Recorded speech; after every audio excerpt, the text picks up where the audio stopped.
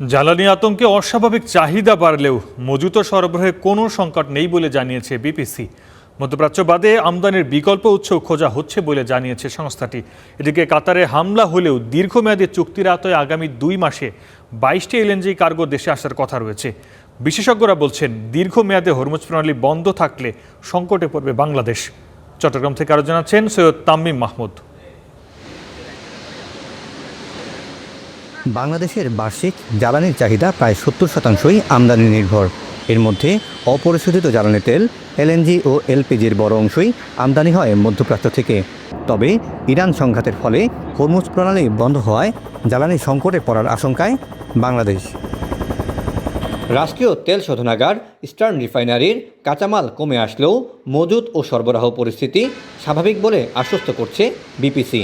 আমাদের মজুদ পরিস্থিতি এবং আমাদের যে অন্য যে সরবরাহকারী প্রতিষ্ঠানগুলো যেখান থেকে বেশিরভাগ তেল আসে, ফুয়েল আসে, সেই লাইনটা ঠিক আছে। আপাতত আমাদের আতঙ্কিত হওয়ার বা দুশ্চিন্তাগ্রস্ত হওয়ার কিছু নাই। এদিকে সম্ভাব্য সংকটের কথা চিন্তা করে বিকল্প উৎস থেকে জ্বালানি আমদানির জন্য উদ্যোগ নেওয়া হয়েছে বলে জানিয়েছে সংস্থাটি।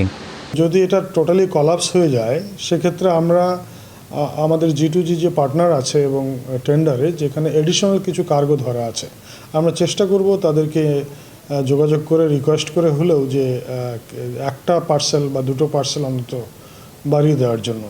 এদিকে কাতার থেকে দীর্ঘমেয়াদী চুক্তির আওতায় এলএনজি বহনকারী যে 6টি কার্গো আসার কথা ছিল, এর মধ্যে 4টি দেশে এসেছে। এপ্রিল ও মে মাসে আরও 11টি করে কার্গো আসবে।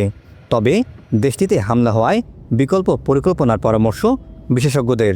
এলএনজি আর একটা বড় ফ্যাক্টর আমাদের জ্বালানি তেলের জন্য। সেটার জন্য কাতার তো অলরেডি বন্ধ করে দিয়েছে। সেখানেও আমাদের ওই যে আমেরিকা, অস্ট্রেলিয়া, মালয়েশিয়া এই সমস্ত দেশ থেকে আনার বিকল্প ব্যবস্থা করতে হবে।